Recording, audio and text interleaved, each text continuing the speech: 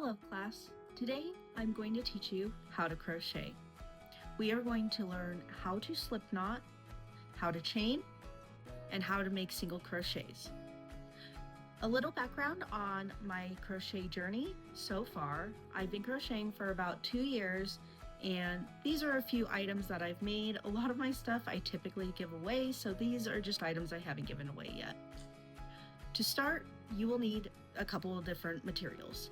You will need darning needles. They look like this. They're very thick needles meant for yarn. Some scissors. And today we're going to use a 5mm crochet hook. And the last thing you're going to need, obviously, is some yarn. So with all that said, let's get started. To get started, you want to make sure you're looking at the label on your yarn. On the back, there is a hook and needles. Today we're going to look at the hook and it says 5mm. That's the hook size you're going to use, which is why I chose my 5mm hook. First, you will take off the wrapper of the yarn and you're going to end up pulling the string. Sometimes it's wrapped around the yarn, but for this case, I'm just going to be pulling out of the end like so.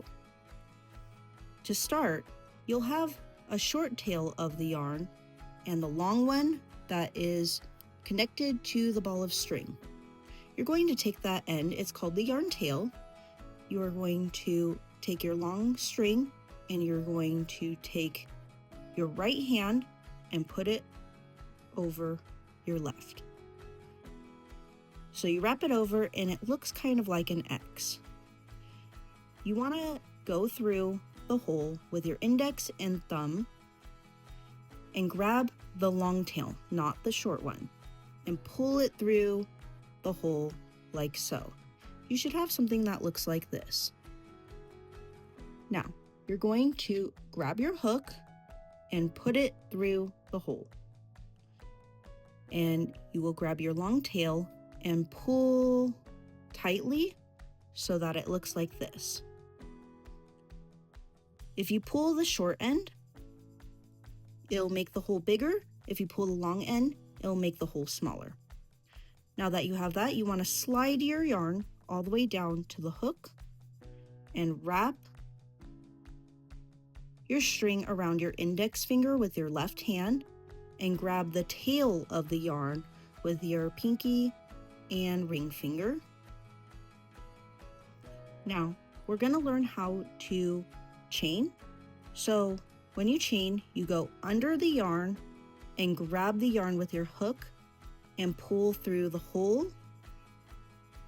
And then you go under your yarn, grab the string, pull through the hole, and then you continue that until you get your desired length. Okay, this is my desired length. It's not very long, I'm just making a swatch, so it's going to be quite short, but you can obviously make yours longer. Now, this top chain we are going to skip and we'll be going through this chain. So we turn our work sideways with the tail in our left hand.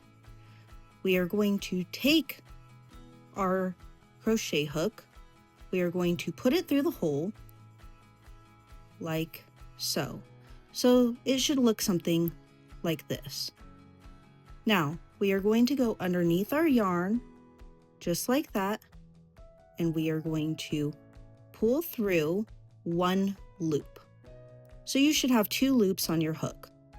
Now you're going to go underneath your yarn again and pull through 2 loops. And you'll continue that all the way through until you have completed the entire row. So just going down through the loop, pull through 2.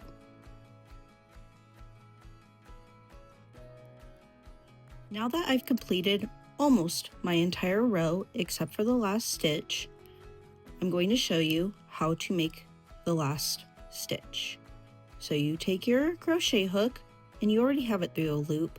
You're going to put it through the hole, wrap around the crochet hook, pull through 1, wrap around, pull through 2, and the last thing you need to do before you can turn your work and continue is chain 1.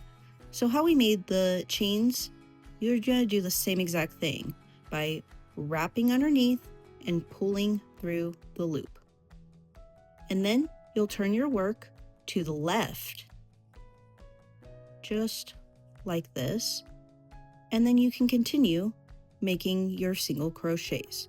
Put your hook through the hole, pull through 1, and pull through 2. And continue along each one of these little bumps until you get the desired length vertically that you want.